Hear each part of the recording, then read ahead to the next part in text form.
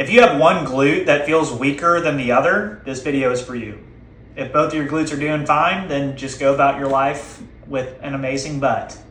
We're all really happy for you. You have 6 muscles underneath your glute called the deep hip rotators. And these muscles act to stabilize the hip, and sometimes they can become overactive on one side based on the sports that you've played, injuries that you've had. There's a ton of reasons why. But when that happens, the brain learns to recruit those muscles instead of the glute muscles. Now, this doesn't mean that your glutes are asleep or not working. I see a ton of videos about gluteal amnesia, which is a total myth. They're working, they're just not working to their fullest capacity because those other muscles are getting recruited when they shouldn't be. So what we're gonna do is learn how to release those muscles so they can calm down, and then how to work on the glute activating without the other muscles coming in to compensate. For the first step, we need to try to release those muscles. So what we're gonna do is use a foam roller, or you can use a tennis ball or the cross ball, and we're gonna try to get deep into that glute, sit down on that foam roller. Oh my God, I already feel it. It's not gonna take you long to find it. Once you find a tender spot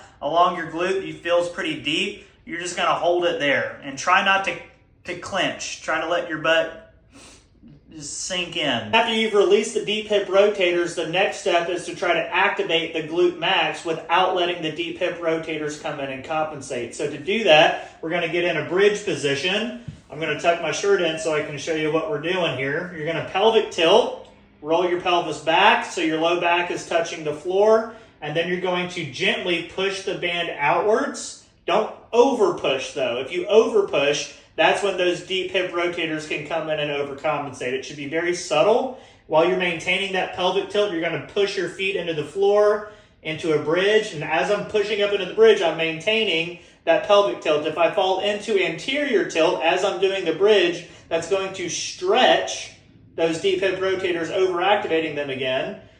So we're going to maintain this, make sure that you're feeling it just in the glute. You're not feeling a pinch along the lateral glute or by your sacrum, and you're just going to hold this for about 20 to 30 seconds, making sure that you're feeling it mainly in the butt cheeks, not super deep, all right?